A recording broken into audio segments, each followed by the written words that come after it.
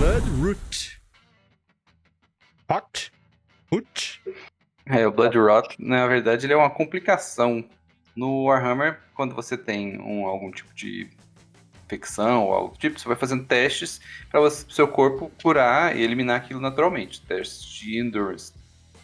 E aí, à medida que você vai falhando nesses testes, você tem a possibilidade de desenvolver Bloodrot.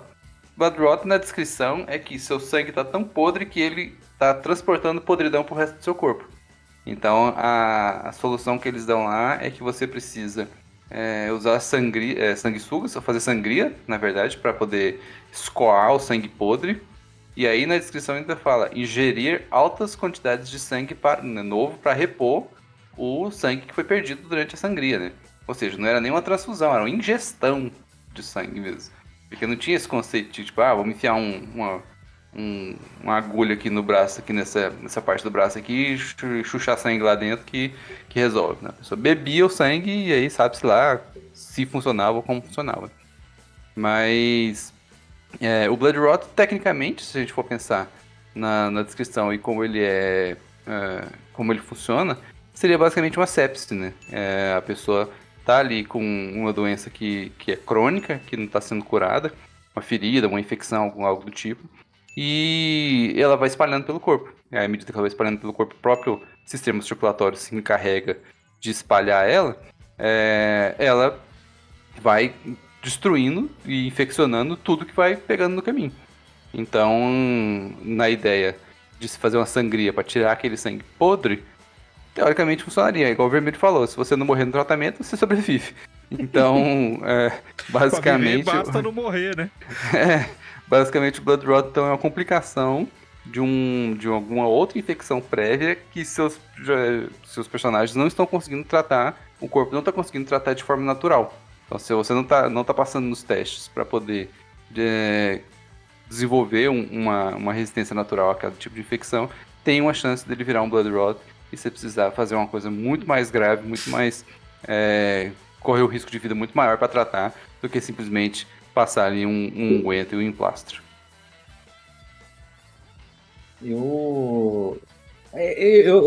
Luiz, você é um biólogo, você vai poder responder isso.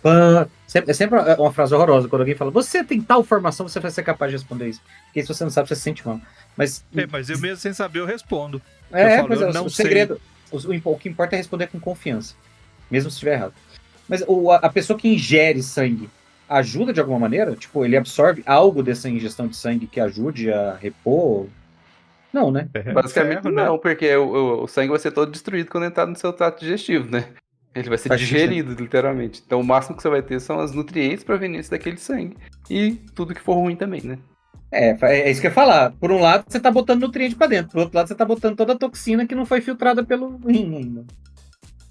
Ainda mais considerando que não existia um processo científico. Tipo, não, o sangue desse cara aqui é AB, então ele só pode receber... Exatamente.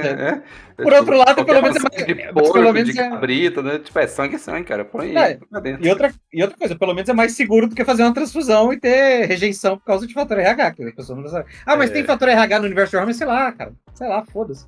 Não tem, é Nurgle. Tem fator Nurgle. Digestão salva, né? Por mais que não faça muito bem, mas a digestão salva. Nosso organismo já é preparado para comer carne, né? Mais uma vez, né? Uma doença 100% assim, alguém olhou e falou, existe essa doença terrível do mundo real que é a sepse. Como é que a gente faz uma versão dela no nosso mundo aqui? E como é que a gente faz pra ela ser gore? Porque o Warhammer tem isso, né? Tipo, não, você tem que ficar sangrando, suando sangue. E tem muita coisa no mundo real que provoca esse tipo de efeito, viu? Tem muita inspiração pra Warhammer.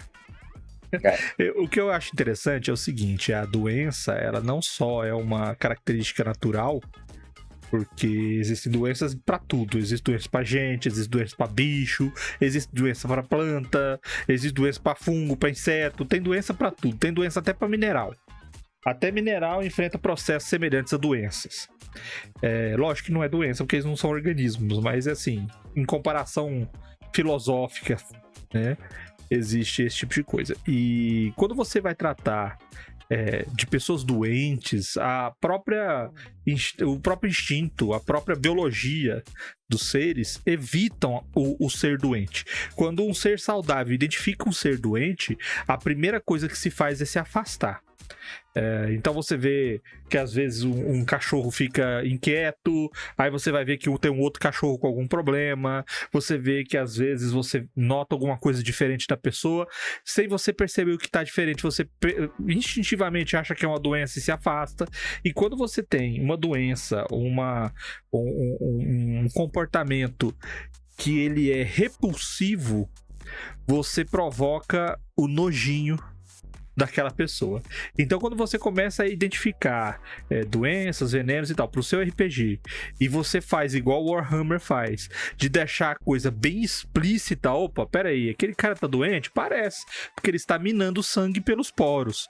Então, você cria um elemento de repulsa, não só para a sua história, mas também para o jogador. E às vezes você não precisa ser tão drástico, tá? Mas você pode utilizar alguns elementos e alguma narração quanto a detalhes visuais e você narrar as sensações, olfato e tudo mais, que você vai deixar essa imersão e essa repulsa mais latente. Às vezes a doença ela provoca dificuldade de respiração. Então, só você fazer aquele processo de falar que a respiração é pesada, ele tá falando e ele tá puxando o ar e ele tá... Isso daí já causa a sensação. Você não precisa falar que a pessoa tá doente.